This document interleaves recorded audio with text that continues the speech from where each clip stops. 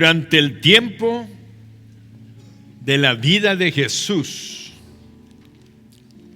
Jerusalén era el centro de la vida religiosa judía.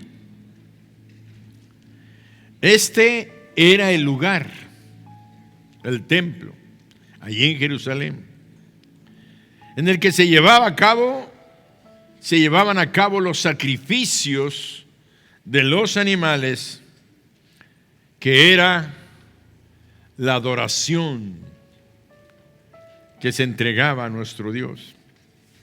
Y esto era de acuerdo a la ley que Dios le había dado a Moisés para que la siguieran fielmente. Vamos a hacer una lectura en Hebreos 9, del 1 al 9. Vamos a hacer varias lecturas y como les he repetido en otras ocasiones, si venimos a oír la palabra de Dios, vamos a leerla. Entonces, Hebreos 9, del 1 al 9, y pongan atención, porque venimos a escuchar a Dios.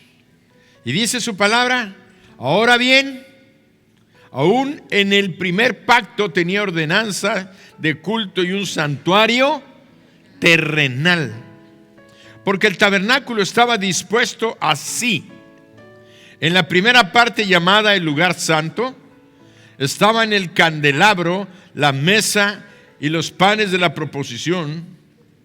Tras el segundo velo estaba la parte del tabernáculo llamada el lugar santísimo, el cual tenía un incensario de oro y el arca del pacto cubierta de oro por todas partes, en la que estaba una urna de oro que contenía el maná, la vara de Aarón que reverdeció y las tablas del pacto.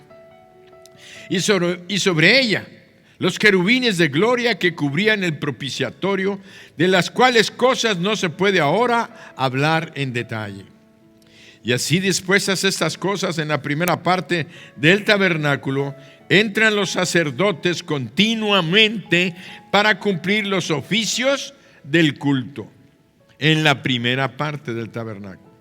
Pero en la segunda parte, solo el sumo sacerdote, una vez al año, no sin sangre, la cual ofrece por sí mismo y por los pecados de ignorancia del pueblo, dando el Espíritu Santo a entender con esto que aún no se había manifestado el camino al lugar santísimo, entre tanto que la primera parte del tabernáculo estuviese en pie, lo cual es símbolo para el tiempo presente, según el cual se presentan ofrendas y sacrificios que no pueden hacer perfecto en cuanto a la conciencia al que practica ese culto.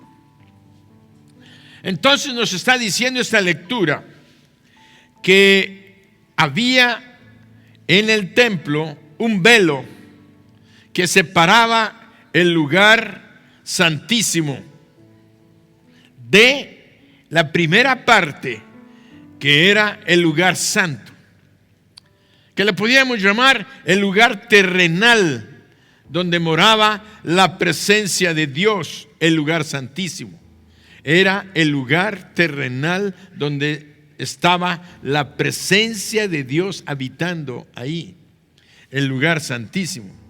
Entonces vemos que el resto del templo, la primera parte, dice, significaba que el hombre estaba separado de Dios. Por eso había un lugar santo y el lugar santísimo. En el lugar santo entraban sacerdotes y salían, pero en el lugar santísimo solamente había un hombre que podía entrar, el sumo sacerdote, no sin antes haber hecho sacrificio de purificación por él mismo para poder entrar y estar en la presencia de Dios. Vemos entonces que solo el sumo sacerdote tenía permitido pasar tras el velo una vez al año. Eso lo vemos en Éxodo 30, 10. que dice la palabra en Éxodo 30:10, y sobre sus cuernos hará Aarón expiación una vez en el año con la sangre del sacrificio por el pecado para expiación. Y en Hebreos 9:7 que acabamos de leer dice, pero en la segunda parte, solo el sumo sacerdote una vez al año, no sin sangre, la cual ofrece por sí mismo y por los pecados de ignorancia de todo el pueblo. Quiere decir que una vez al año podía entrar ante la presencia de Dios por todo el pueblo y hacer expiación por sus propios pecados y por los pecados de todo el pueblo. ¿Qué cosa significa así concretamente la palabra expiación? La palabra expiación es una acción de pagar por una culpa a través de una ofrenda sacrificial por otra persona. Expiación es la acción de pagar por una culpa, ahora yo le digo, de otra persona a través de una ofrenda o de un acto sacrificial. Eso es expiación. Cuando alguien paga por otra persona a través de un sacrificio o de una ofrenda sacrificial por la culpa de otra persona, no por la mía, por la suya misma. De tal manera que el templo de Salomón, que el templo que Salomón construyó, tenía 30 codos de altura. Algunos dicen que un codo era el tamaño del codo de un hombre, de lo que medía de aquí a aquí. Otros dicen que eran aproximadamente 50 centímetros. Otros dicen que era un poco más de 50 centímetros. Bueno, dependiendo del brazo, dependiendo del codo del hombre. Entonces hay gente que tiene unos bracitos chiquitos, hay unos que tienen unos brazotes que dicen que ni estiren la mano porque se llevan las uvas. Entonces llega un momento dado en que la medida era ligeramente arbitraria, pero decían que era medida de un codo de un hombre. Entonces se calcula que eran 50 centímetros promedio, y al decir que eran 30 codos, estamos hablando de 15 metros de altura, donde era en la altura del templo donde estaba el lugar santo y el santísimo. De tal manera que hubo un historiador de los tiempos del Señor Jesucristo que vivió en aquel tiempo, que dejó escritos que perseveran hasta el día de hoy. Y ustedes pueden encontrar en las librerías las historias del pueblo judío del autor Flavio Josefo. Todo cristiano debiera de leer, sin dejar de leer la Biblia, estar leyendo historias de Flavio Josefo, que nos habla de las costumbres, de la forma que vivían, lo que tenían. Y él da datos como estos datos tan importantes que no aparecen muchas veces en la Escritura, pero nos alimentan para ello. Este historiador judío del primer siglo nos dice que el rey Herodes le aumentó al templo, en el templo que él construyó, que él remodeló, porque lo habían derribado, ¿se acuerdan? Se habían derribado los babilonios, los babilonios, creo que los que ya no me acuerdo, que habían destruido el templo, el primer templo de Salomón. Después hubo una reconstrucción con el templo de Nehemías. Después hubo la reconstrucción del templo de Herodes, y dicen que él le subió 10 codos más, que son 5 metros más. Estamos hablando de 23 metros de altura del lugar santo y del lugar santísimo. Y ahí vemos que Josefo también nos dice las características que tenía el velo que separaba el lugar santo del lugar santísimo.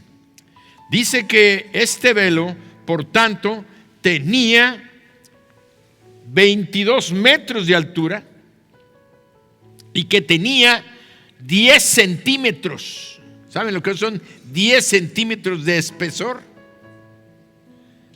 22 metros de altura, 10 centímetros de espesor. No alcanzo, no tengo la medida de la anchura para poder ingresar al lugar santísimo. Lo que es importante que este velo fue ordenado desde el tabernáculo que era el templo itinerante. Era el templo que se levantaba, se armaba con unas tiendas de campaña y que era el que acompañó al pueblo de Israel durante el desierto hasta que entraron por el río Jordán y conquistaron la tierra prometida, y hasta que el rey David conquistó toda la tierra y repartió a todas las tribus. Entonces él puso en su corazón dejar que Dios dejara de estar en aquella tienda de campaña y que hacerle un templo digno de su gloria. Y ha sido el edificio construido por el hombre más glorioso que ha existido, con un costo tremendo en millones de dólares. Millones de dólares.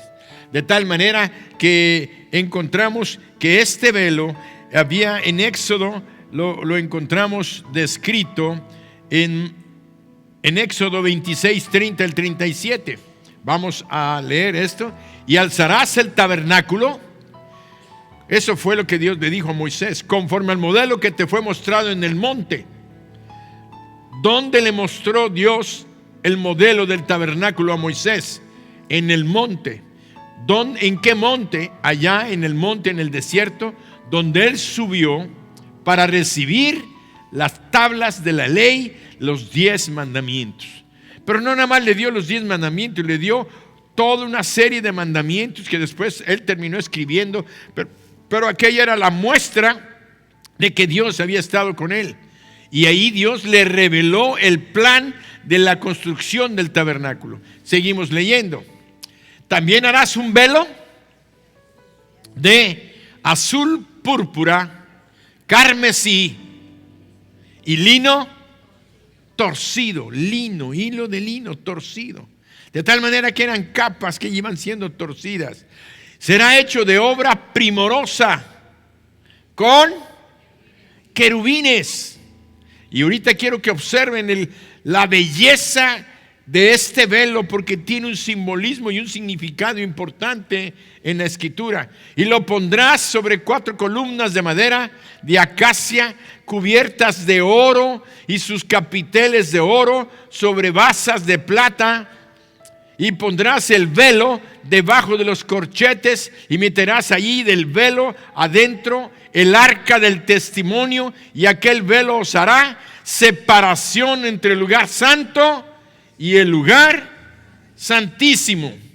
Y el lugar santísimo. Pondrás el propiciatorio sobre el arca del testimonio en el lugar santísimo.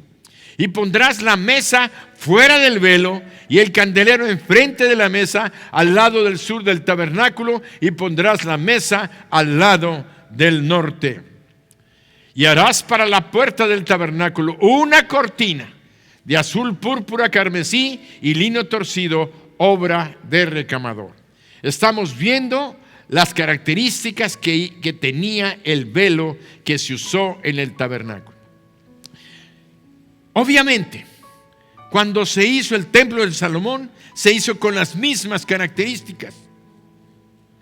Aquel velo tenía que tener esa armazón o esa constitución y esos colores, de tal manera que ese espesor que tenía debía de hacerse.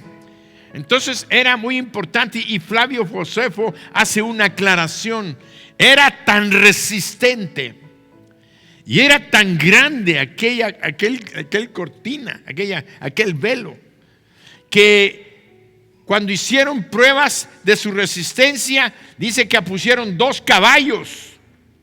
Y donde una parte que habían hecho del velo para probar su resistencia, jalaron 2 caballos y no pudieron romperla.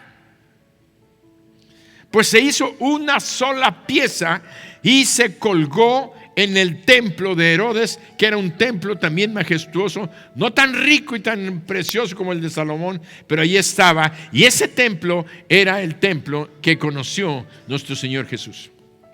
Y vamos a traer unas diapositivas. ¿Diapositivas? ¿Cómo se llaman? No, ahora. Proyección. Entonces vamos a ver una proyección. Y ahí alcanzan ustedes a ver precisamente lo que era el tabernáculo, que era el itinerante que usaban en el desierto. Creo que se ve mejor en las pantallas de los lados, no tan deforme la imagen. Pero de todos modos, allá lo vemos. Vemos que la parte, acá está la mesa de los panes de la proposición. ¿Sí? Allá está el candelero o el candelabro. Y ahí está el altar del incienso, donde se quemaba el incienso, que estaba frente a la cortina o el velo que separaba el lugar santo, que era del lugar santísimo que estaba atrás. Ahí hicieron un corte de lo que es el velo. Hicieron un corte y atrás se encuentra precisamente el arca de Dios, el arca del testimonio. En esa arca, en el interior había una urna de oro puro, todo era de oro puro. De tal manera que adentro del arca estaba el maná que Dios les había dado en el desierto, se estaba guardando ahí una porción. Se tenía la vara que reverdeció de Aarón y se guardaban las 2 tablas de la ley, las segundas tablas. Porque las primeras, ¿alguno ha leído la Biblia? ¿Qué pasó? Las quebró cuando vio que bajó del monte y el pueblo ya andaba en la fiesta. ¿Sí? Habían perdido su comunicación con Dios. Habían perdido el deseo de estar con el Dios vivo que los había liberado. Inmediatamente ya habían hecho un becerro de oro. Y cuando el celo que tuvo Moisés, cuando vio aquello, tomó las tablas de la ley y las rompió, pues eran de piedra. Y entonces tuvo que volver a subir al monte a recibir unas segundas tablas. Entonces, ¿qué pasó? Esas tablas estaban dentro allá se ve, miren, se ve un poquito mejor, donde está el arca, y es encima del arca había 2 ángeles, 2 querubines de oro, y aquí en esta parte, entre los 2 querubines, en esta parte, estaba lo que se llamaba el propiciatorio. En ese propiciatorio, ahí se rociaba la sangre del sacrificio. Y nos dice la Biblia que lo hacía 7 veces. 7 veces llevaba la sangre del sacrificio y rociaba con aquella sangre. Y solamente una vez al año podía entrar el sumo sacerdote detrás de esa cortina, no sin antes haberse santificado desde su ropa interior, de haberse limpiado su cuerpo con agua, de haber santificado los pantalones, los calzones que llevaba dentro. Todo eso tenía que limpiarse y era de lino finísimo, y de tal manera que la mitra, todo lo que llevaba estaba limpicísimo, y así podía entrar, pero la sangre era lo que había limpiado y había cubierto su pecado. Y entonces vemos que en ese momento el sumo sacerdote podía estar en aquel lugar. Miren qué bonita foto me pusieron, ¿eh? Bendiciones para los de multimedia, ¿cómo se llama? Denos un aplauso. Así era. Los arillos de oro, las ¿cómo se llama? De las maderas eran de madera de acacia, pero forradas en oro. Eran varas en oro, y los ángeles cubriendo y en el interior. Bueno, todo eso, en eso estaba precisamente la habitación, la presencia de Dios con su pueblo. La presencia de Dios con su pueblo. Así es que vemos que continuamos viendo que el tamaño del grueso de este velo hacía aún más trascendental los eventos descritos en el momento de la muerte de nuestro Señor Jesucristo. ¿Qué es lo que dice Mateo 27 del 11 al 51? Wow, vamos a ir tratando de leer esta porción. Mateo 27 del 11 al 51. Dice la palabra. Mateo 27.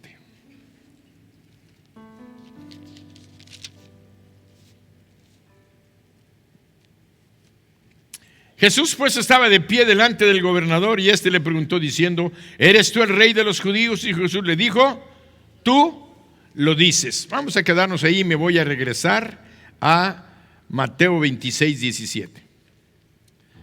Mateo 26, 17 dice tan sencillo: el primer día de la fiesta de los panes sin levadura, vinieron los discípulos a Jesús diciéndole: ¿dónde quieres que preparemos para que comas la Pascua?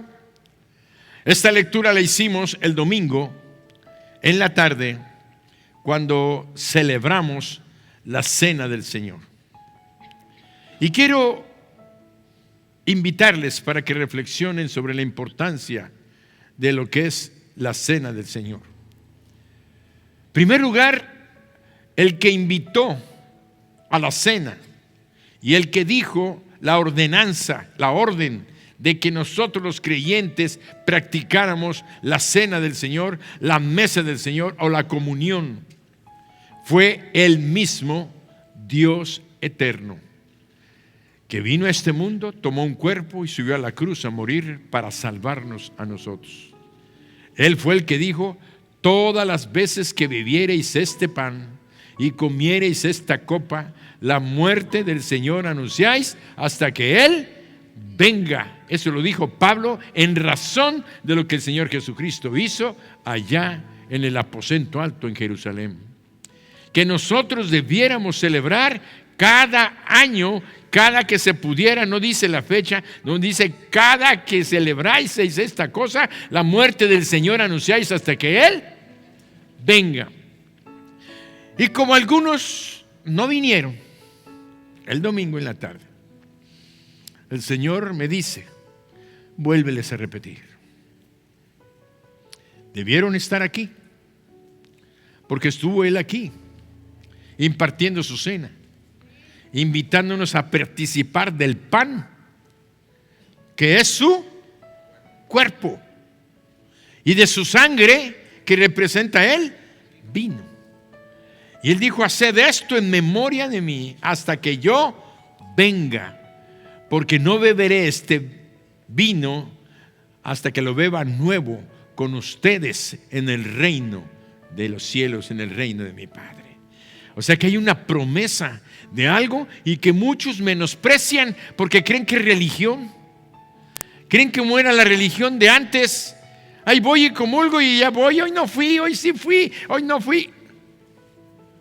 Tienen que valorar esto, porque eso tiene un significado especial si es que tú alcanzas a entender lo que Cristo hizo por ti y por mí en la cruz del Calvario.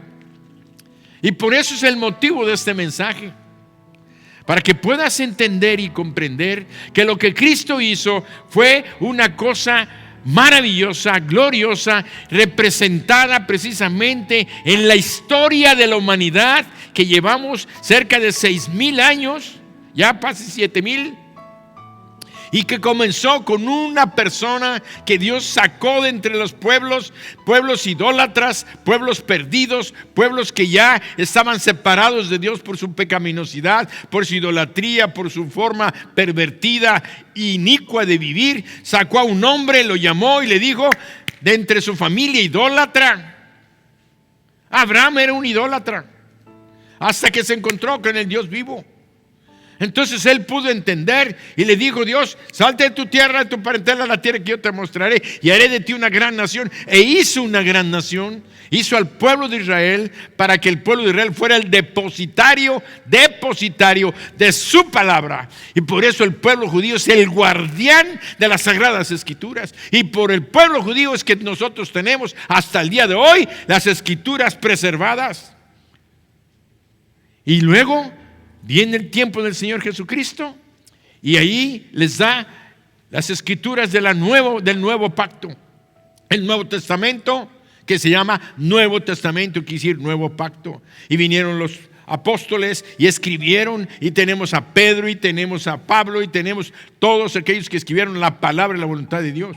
Pero todo eso tiene una razón de ser: preparar al mundo, preparar a las naciones, prepararte a ti para que entiendas y comprendas qué es lo que hizo Jesucristo. Y así de sencillo nos vamos precisamente a este lugar donde aquella cortina, aquel velo, estaba representando precisamente esa separación, porque la Biblia había descrito y Dios había dicho que el pecado del hombre hacía separación entre nosotros, dijo Dios, entre vosotros y yo. Por eso vemos que la pregunta es, ¿qué significado tiene este velo rasgado para nosotros en la actualidad? ¿Qué significado tiene para nosotros en razón de lo que estamos hablando de la cena del Señor? En razón de recordar su cuerpo, en razón de recordar su sangre derramada.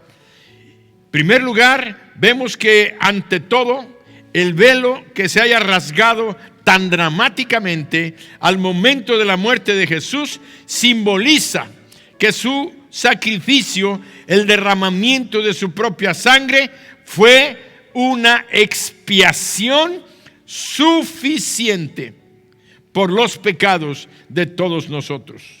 Significa que la paga del pecado fue acepta por Dios de tal manera como un sacrificio completo, total y suficiente. ¿Por qué? Porque si nosotros alcanzamos a entender el grosor del velo, la altura del velo ya no era como como ese que estamos viendo acá. Ahora me pasan la fotografía del templo en el interior. Ahora quiero que observen, miren, estas fotos no dan la evidencia de lo grandioso que era el templo de Jerusalén. ¿Alcanzan a ver a las personas? Así pequeñitas con respecto a la dimensión del templo. Todo eso que ven allá en la parte de atrás como ventanitas y todo, allá era donde se ponían los mercaderes y estuvieron vendiendo cuando el Señor Jesucristo entró.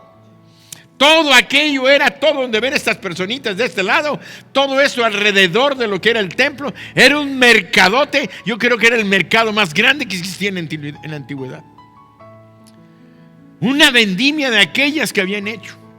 Entonces utilizaban el templo para sus negocios.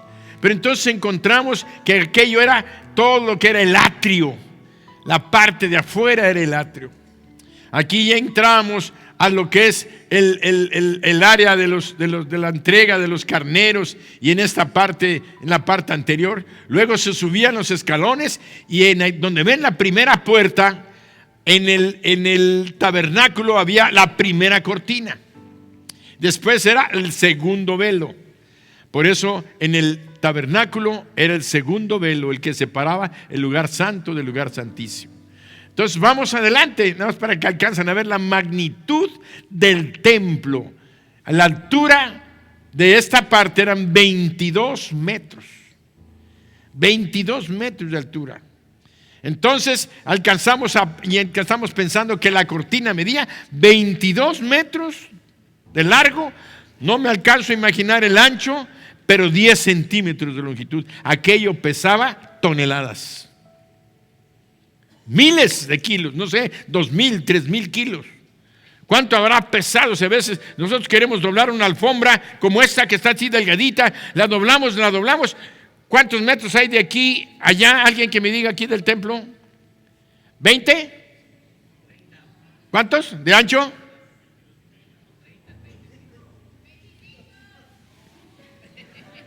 ¿30? No son 30.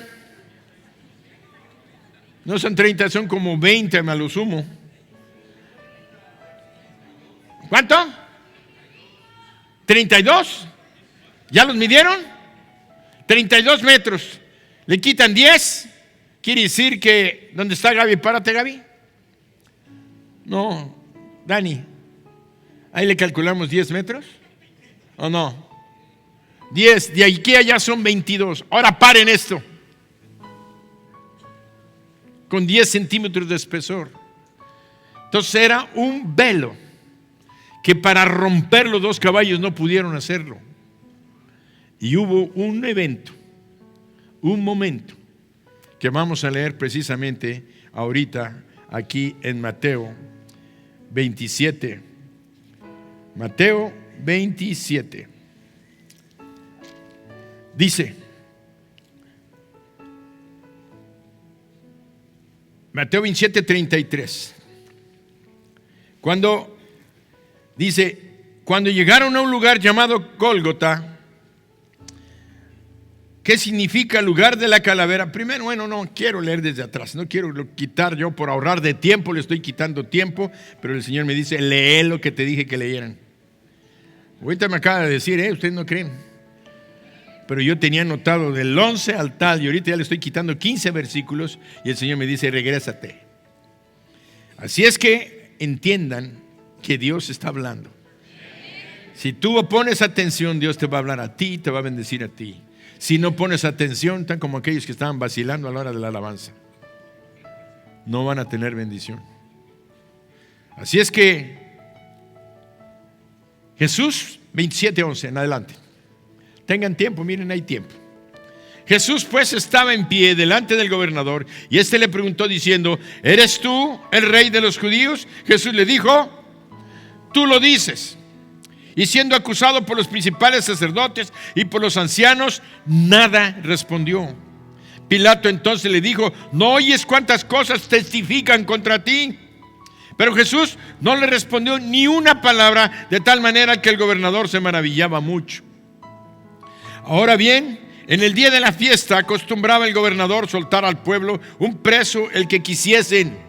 Y tenían un preso famoso llamado Barrabás. Reunidos pues ellos, les dijo Pilato, ¿a quién queréis que os suelte? ¿A Barrabás o a Jesús, llamado el Cristo? Porque sabía que por envidia le habían entregado. Y estando él sentado en el tribunal, su mujer le mandó decir, no tengas nada que ver con este justo, porque hoy he padecido mucho en sueños por causa de él. Pero los principales sacerdotes y los ancianos persuadieron a la multitud que pidiese a Barrabás y que fuese Jesús muerto. Y respondió el gobernador y les dijo, ¿a cuál de los dos queréis que os suelte? Y ellos dijeron, a Barrabás. Pilato les dijo, ¿qué pues haré de Jesús llamado el Cristo? Todos dijeron, sea crucificado. Y el gobernador les dijo, pues qué mal ha hecho. Pero ellos gritaban aún más, diciéndole, sea crucificado. Viéndole Pilato que nada adelantaba, sino que se hacía más alboroto, tomó agua y se lavó las manos y delante del pueblo diciendo, inocente soy yo de la sangre de este justo, allá vosotros. Y respondiendo todo el pueblo dijo, su sangre sea sobre nosotros y sobre nuestros hijos. Entonces les soltó a Barrabás y habiendo azotado a Jesús, les entregó para ser crucificado. Entonces los soldados del gobernador llevaron a Jesús al pretorio y reunieron alrededor de él a toda la compañía y desnudándole le echaron encima un manto escarlata y pusieron sobre su cabeza una corona tejida de espinas y una caña en su mano derecha, e hincando la rodilla delante de él le escarnecían, que sí se burlaban, diciendo, salve rey de los judíos. Y escupiéndole tomaron la caña y le golpeaban en la cabeza. Y después de haberle escarnecido, le quitaron el manto y le pusieron sus vestidos y le llevaron para crucificarle. Ahí le azotaron, ahí le desgarraron su espalda, ahí derramó su sangre. Y cuando salían hallaron a un hombre de Cirene que se llamaba Simón, y a este obligaron a que llevase la cruz. Y cuando llegaron a un lugar llamado Gólgota, que significa lugar de la calavera, le dieron a beber vinagre mezclado con hiel, pero después de haberlo probado no quiso beberlo. Cuando le hubieron crucificado, repartieron entre sí sus vestidos echando suertes, para que se cumpliese lo dicho por el profeta. Partieron entre sí mis vestidos y sobre mi ropa echaron suertes. Y sentados le guardaban allí y pusieron sobre su cabeza su causa escrita: este es Jesús, el Rey de los judíos. Entonces crucificaron con él a dos ladrones, uno a la derecha y otro a la izquierda. Y los que pasaban le injuriaban meneando la cabeza, diciendo: tú que derribas el templo y en 3 días lo reedificas, sálvate a ti mismo. Si eres el Hijo de Dios, desciende de la cruz. De esta manera también los principales sacerdotes, escarneciéndole con los escribas y los fariseos y los ancianos, decían: ¿a otro salvó? A sí mismo no se puede salvar. Si él es el Rey de Israel, descienda ahora de la cruz y creeremos en Él. Confió en Dios, líbrele ahora si le quiere, porque ha dicho: soy hijo de Dios. O sea, lo habían escuchado. Sabían que Él lo había dicho.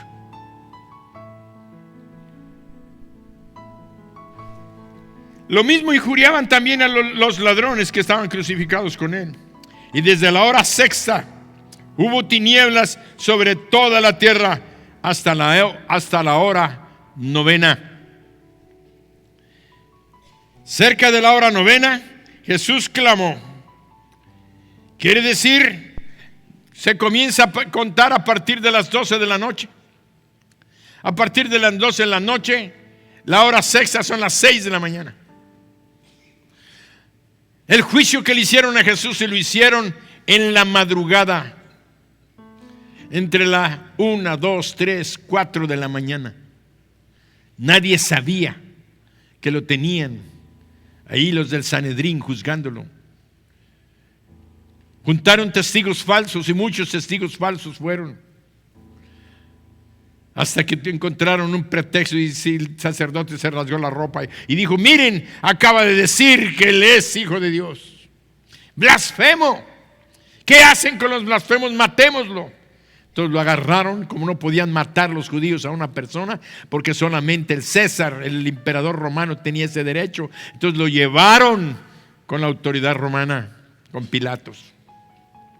En la madrugada hicieron un juicio a todas luces injusto, a todas luces cruel, totalmente desvergonzado ante todo el derecho de los humanos que pueden pensar. Y a las 6 de la mañana ya Pilato había juzgado y lo entregaron.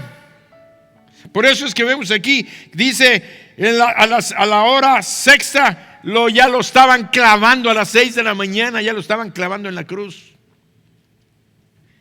Y dice: desde la hora sexta hubo tinieblas sobre toda la tierra hasta de las 6 a las 9 de la mañana. Cerca de la hora novena, Jesús clamó a gran voz diciendo: Eli, Eli, lama sabactani. Esto es: Dios mío, ¿por qué me has desamparado? Porque en ese momento, dice la Escritura, que Dios el Padre apartó su rostro, sus ojos de su Hijo, porque estaba cargando la inmundicia, la suciedad, la porquería, los pecados de todo el mundo. Cada mentira, cada adulterio, cada fornicación, cada desviación sexual, cada lesbianismo, cada homosexualidad, cada perversión, todo eso estaba cargado en los hombros de nuestro Señor Jesucristo para que Él pagara el precio. Fue la primera vez en toda la historia del universo que el Hijo de Dios tuvo que ser soltado y dejado solo para cargar con los pecados tuyos y míos. Y dice la Sagrada Escritura: ¿por qué me has desamparado? Algunos de los que estaban allí decían al oírlo: a Elías llama a este. Y al instante, corriendo uno de ellos, tomó una esponja y la empapó de vinagre y poniéndola en una caña le dio a beber. Pero los otros decían: deja, veamos si Elías viene a librarle. Mas Jesús, habiendo otra vez clamado a gran voz, entregó el Espíritu. En ese momento, Él moría. Y dice el siguiente versículo, motivo del mensaje: y he aquí, el velo del templo se rasgó en dos, de arriba abajo, y la tierra tembló, y las rocas se partieron.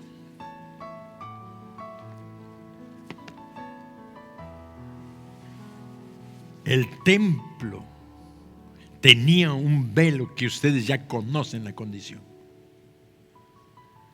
22 metros de altura, 10 centímetros de espesor, tejido cerrado.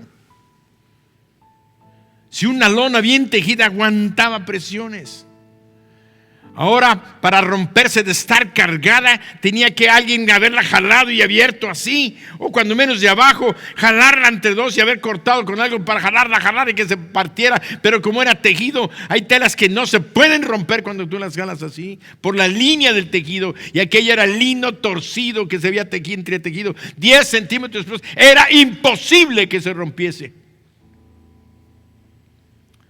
Pero el Dios de todos los cielos y de toda la tierra estaba partiendo aquel velo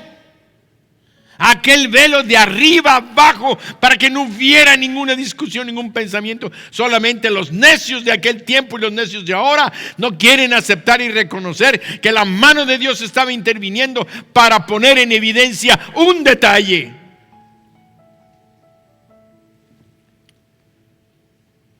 El pecado había hecho separación entre Dios y los hombres. Los hombres estaban del lugar santo, pero nadie podía entrar al lugar santísimo. Con la muerte de Jesucristo se abrió el camino para el lugar santísimo. Ya no había obstáculo para los seres humanos acceder a la presencia de Dios. Y ahora quiero decirles que en Hebreos 9, 8 y 9, vamos a hacer otras lecturas. Hebreos 9, 8 y 9. Vamos a leer desde el principio, aunque ya la habíamos.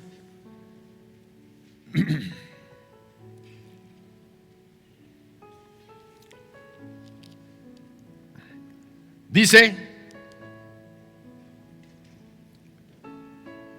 pero la segunda parte, solo el sumo sacerdote una vez al año, no sin sangre, el cual ofrece por sí mismo y por los pecados de ignorancia, dando a entender el Espíritu, a entender con esto que aún no se había manifestado el camino al lugar santísimo, entre tanto que la primera parte del tabernáculo estuviese en pie. Lo cual es símbolo para el tiempo presente, según el cual se presenta ofrenda y sacrificios que no pueden hacer perfecto en cuanto a la conciencia a los hombres. Muy bien, ahora continuamos leyendo. Y dice la Sagrada Escritura en Hebreos 8:13. Hebreos 8:13. Dice: al decir nuevo pacto, se ha dado por viejo al primero. Lo que se da por viejo se envejece y está próximo a desaparecer. Ahora bien, aunque el primer pacto tenía ordenanza de culto y un santuario terrenal, porque el tabernáculo estaba dispuesto así. En la primera parte, llamado el lugar santo, estaba el candelabro, la mesa y los panes de la proposición, y tras el segundo velo estaba la parte del tabernáculo, llamado el lugar santísimo. Lugar santísimo. Ahora vamos a Hebreos 10, 19 al 20. Hebreos 10, 19 al 20. Pues donde hay remisión de esto, no hay más ofrenda por el pecado. ¿Sí está bien? 10, 18, 19 y 20. Pues donde hay remisión de estos, no hay más ofrenda por el pecado. Así que, hermanos, teniendo libertad para entrar en el lugar santísimo por la sangre ¿de quién? De Jesucristo. Ahora, observen, por el camino nuevo y vivo que Él nos abrió a través del velo. Nos abrió a través del velo. ¿Qué dice? Esto es de su carne. ¿Qué significaba el velo cuando se rompió? Que la sangre de Cristo, digo la carne de Cristo, fue la que fue rasgada y fue la que simbolizaba aquel velo que en un momento siempre permitía que el sumo sacerdote pudiera entrar al lugar santísimo. Entraba a través de ¿qué? Del velo. Cuando ustedes leen Levítico, cuando leen los primeros capítulos de Hebreos, dice que el sumo sacerdote con sangre entraba a través del velo. Tenía que entrar por un lado, porque no había manera de atravesar aquel velo, pero tenía que atravesar a la persona de la carne de Jesucristo para poder entrar desde el sumo sacerdocio del Antiguo Testamento. La forma de entrar al lugar santísimo era a través del velo, y la Escritura te revela qué simbolizaba la carne de Jesucristo. Quiere decir que solamente a través de Él podíamos entrar. Y esta es una revelación preciosa para aquellos que amamos al Señor Jesucristo y que queremos entender por qué venimos a celebrar la Santa Cena, por qué venimos a recordar la sangre derramada y su cuerpo herido por nuestras enfermedades y dolores. Él pagó el precio de nuestra salvación. Entonces el velo abierto, dice, ahora ya nos permite acceder hasta el trono de la gracia. Y terminamos esta noche, esta meditación, y vas a poder entender esto. La rotura del velo, de arriba hacia abajo, es un hecho histórico. Es un hecho registrado en la historia del pueblo de Israel y en la historia de Flavio Josefo, que era un historiador judío, pero del Imperio Romano. Está escrito. Es un hecho histórico, pero el profundo significado de este evento es explicado precisamente allí en Hebreos, donde nos dice que estas cosas eran sombra de las cosas por venir. Y a última instancia, todas ellas nos guiaban hacia la persona del Hijo de Dios, Jesucristo. El velo, Él era el velo hacia el lugar santísimo. Y a través de su muerte, una vez que el velo se rompió, el testimonio, la luz, la revelación para todos los creyentes es que ahora tenemos un libre acceso a la misma presencia de Dios. Gracias a Jesucristo.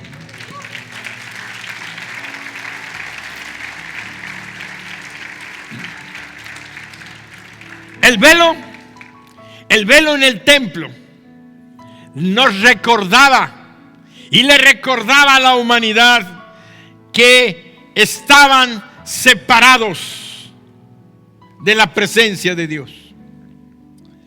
Pero el sacrificio de Cristo, la ofrenda que se entregó a Dios, el mismo Hijo de Dios se entregó voluntariamente como una ofrenda ante el Padre.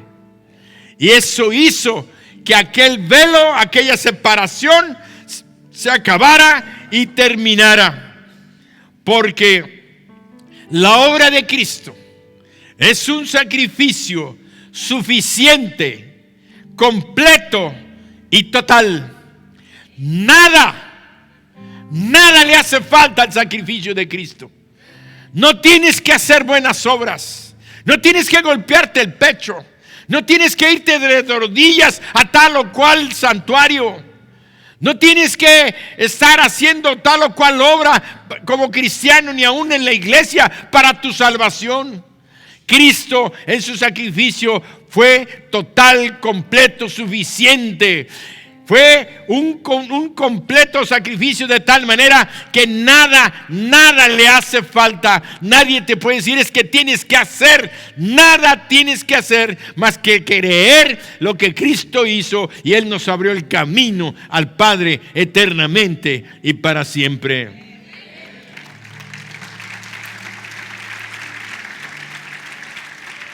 Hebreos 4:14. Hebreos 4:14 al 16. Ponte de pie.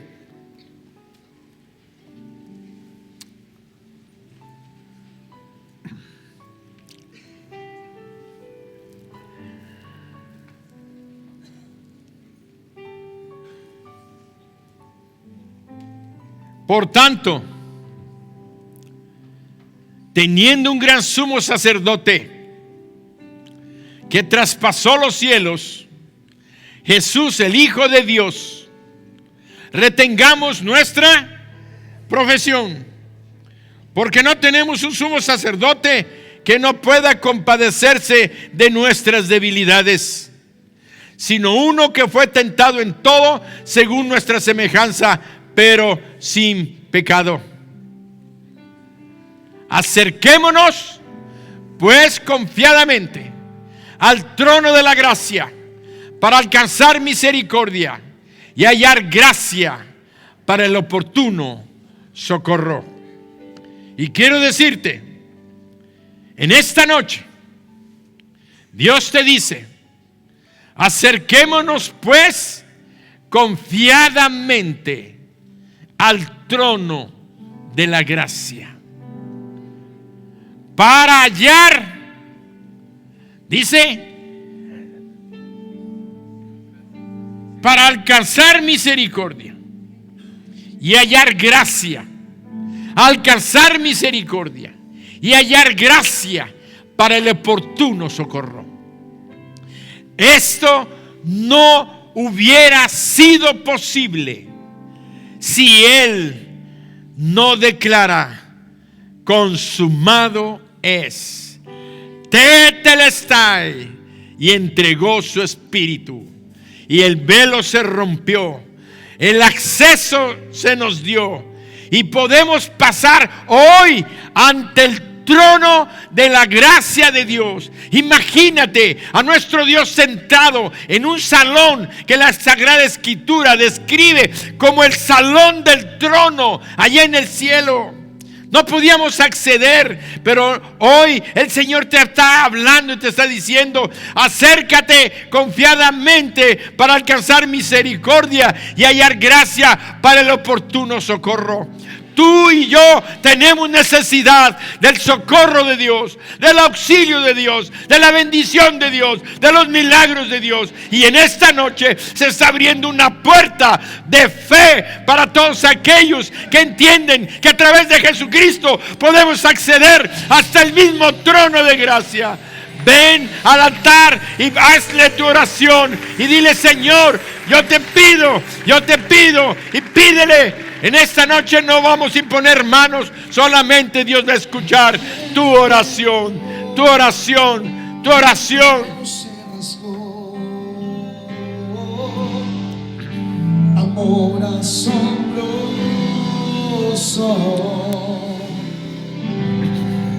amor asombroso.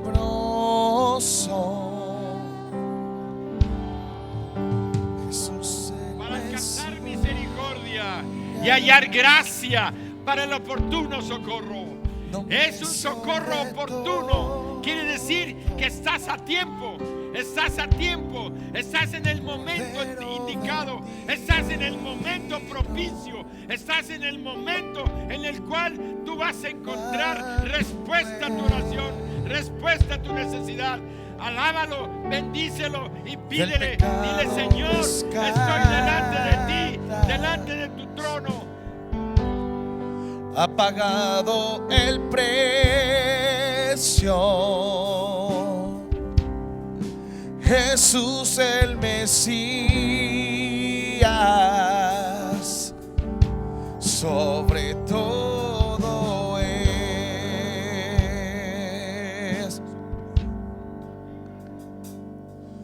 su cuerpo el pan, su sangre el vino, quebrantado fue por amor. La tierra tembló y el velo se rasgó. Amor asombroso,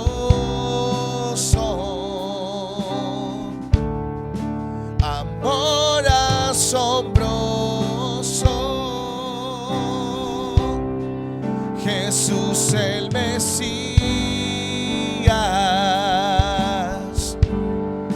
nombre sobre todo,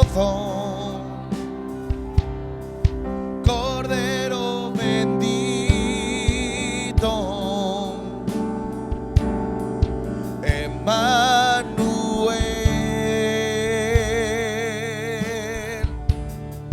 del pecado rescata, ha pagado el precio. Jesús el Mesías, sobre todo es.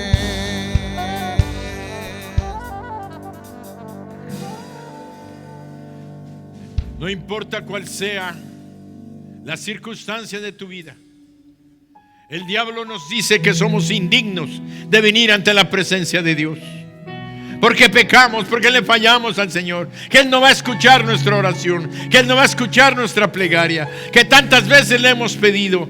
Pero hoy el Señor te dice: yo morí por ti, yo entregué mi sangre por ti, yo abrí la puerta para que entres al trono de mi Padre, ante su misma presencia, y en mi nombre pide, porque vas a alcanzar misericordia para el oportuno socorro. Él no va a llegar tarde, Él va a llegar a tiempo en aquello que Él ha destinado para tu vida, concederte los anhelos, los deseos de tu corazón, aquello que sea para tu bien. Dios no te va a conceder un deseo de tu corazón que te va a hacer daño, un deseo que te va a lastimar, un deseo que no va a ser para ti de bendición. Dios te va a dar siempre tus peticiones que sean para tu bien. Él quiere librarte de las drogas, del alcohol, de la mentira, del engaño, del adulterio, de la fornicación, del juego, de las apuestas, de la brujería, de la hechicería. Quiere librar a tus hijos, quiere libertar tu matrimonio, quiere bendecirte en tu escuela, en tu economía, en tus necesidades materiales. Pídele, pídele. Esta noche es una puerta abierta hacia el mismo trono de Dios. La sabiduría suya es, y al que está en el trono sea el honor.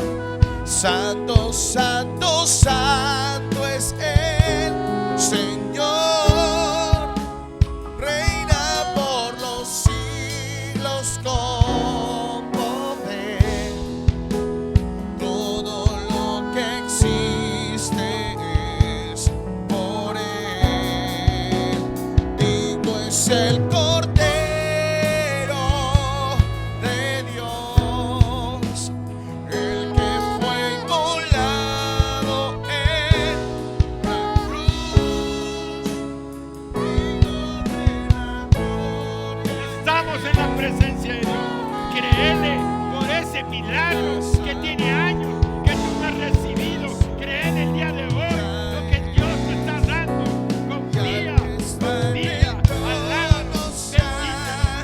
Oh no, santo, santo, santo es el Señor, reina por los siglos con poder. Todo lo que existe es por Él. Todo lo que existe es por Él.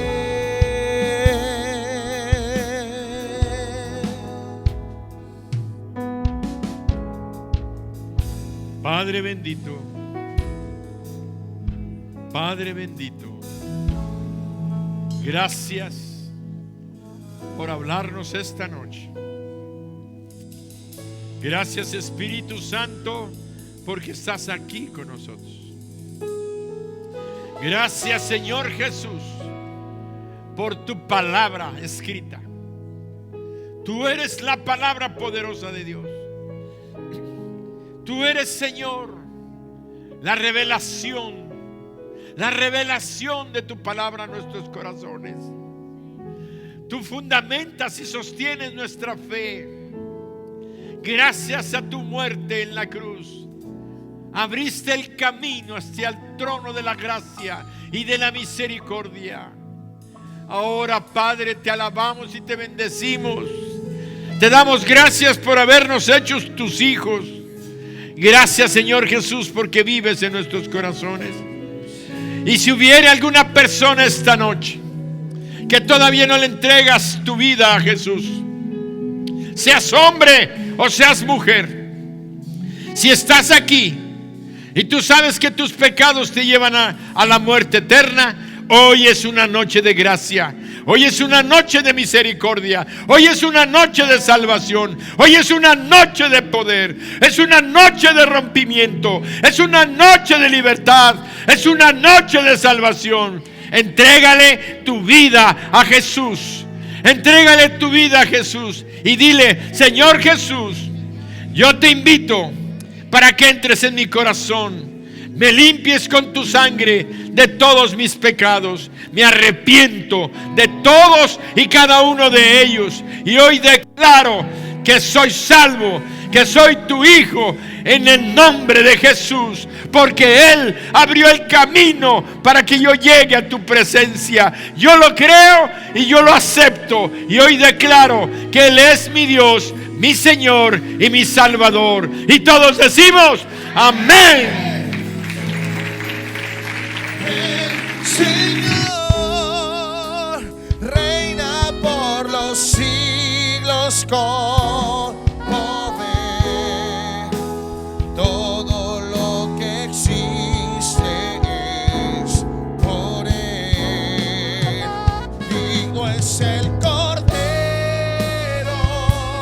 de Dios, el que fue inmolado en la cruz, digno de la gloria y el poder, la sabiduría suya es, y al que está en el trono sea honor. Santo, santo, santo es el Señor, reina por los siglos con poder.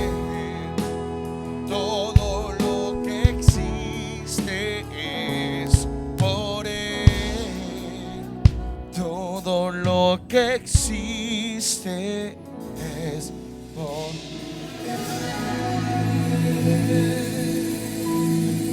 Cierra tus ojos.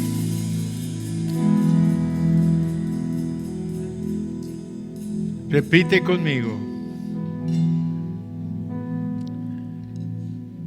Padre mío, Padre mío, Padre mío, gracias, gracias por tu misericordia, por tu Hijo Jesucristo.